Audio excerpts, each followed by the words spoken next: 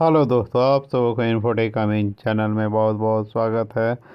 जैसा कि आप थंबनेल में देख पा रहे हैं कि सहारा के निवेशकों का भुगतान का बस आखिरी पड़ाव आ गया है। यह किस वजह से बात बताई जा रही है, इसे आप इस वीडियो में देखकर आप सभी को बिल्कुल स्पष्ट हो जाएगा। वीडियो को कृपया पूरा देखें और वीडियो अच्छी लगे लाइक ज़रूर करें। धन्यवाद। खबर आ रही है कि जो समझौते की बात चल रही थी वो समझौते की बातें स्टेप बाय स्टेप, कदम बाय कदम आगे बढ़ रही है।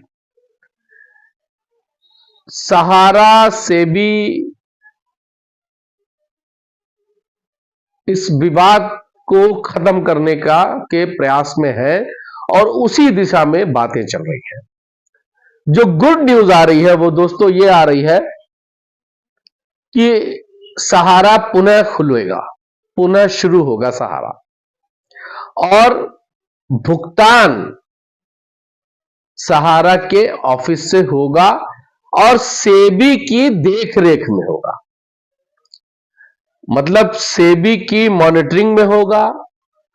एक एक रुपया जो भी उपभोक्ताओं को दिया जाएगा, निवेशकों को दिया जाएगा, उसकी पूरी जानकारी सेबी को उपलब्ध कराई जाएगी।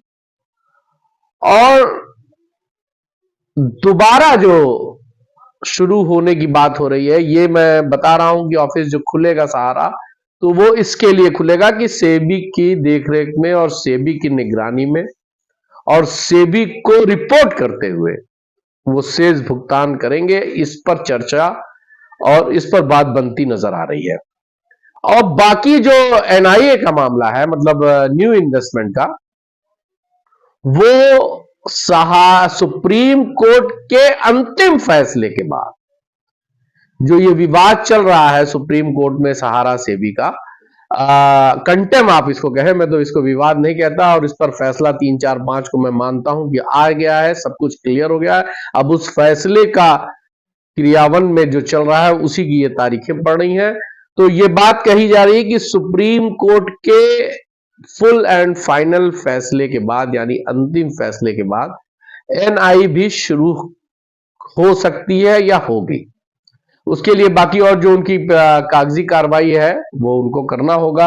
जहां जहां से उनको लेना है सब्जेक्ट, जो जो लाइसेंस रिजेक्ट हुए हैं उन लाइसेंस को रिन्यूअल कराना है या फिर से कराना है, ये बात का मैटर है। पहले उपभोक्ताओं का भुगतान ऑफिस से हो जाए। ये बहुत बड़ी डिमांड, बहुत बड़ी मांग उपभोक्ताओं की थी, और उस मांग को ध्यान में रखते हुए हम लोगों का भी प्रयास था, आप लोगों का भी प्रयास था, तमाम यूट्यूबरों का प्रयास था कि भुगतान जो भी है, और निवेशकों का भी ये मानना था कि भुगतान जितनी सरलता से हमको ऑफिस से हो जाएगा वो पोर्टल से नहीं हो पाएगा। तो लिहाजा ये हो रहा है कि मे भी सेबी की निगरानी में ये काम हो जाए और सुप्रीम कोर्ट के अंतिम फुल एंड फाइनल फैसले के बाद एनआईए की रिपोर्ट भी आ जाएगी। एक चीजें जो है दोस्तों, शिकायतों का दौर है। आपको याद होगा कि सहारा प्रबंधन की तरफ से ये पत्र लिखा गया था अपने कर्मचारियों को कि वो जो पैसा रीसबमिशन के नाम पर, डिफिशियंसी को हटाने के नाम पर, मेंबरशिप फॉर्म के नाम पर पैसा जो की लूट बची थी, वो लूट अभी भी निरंतर जारी है।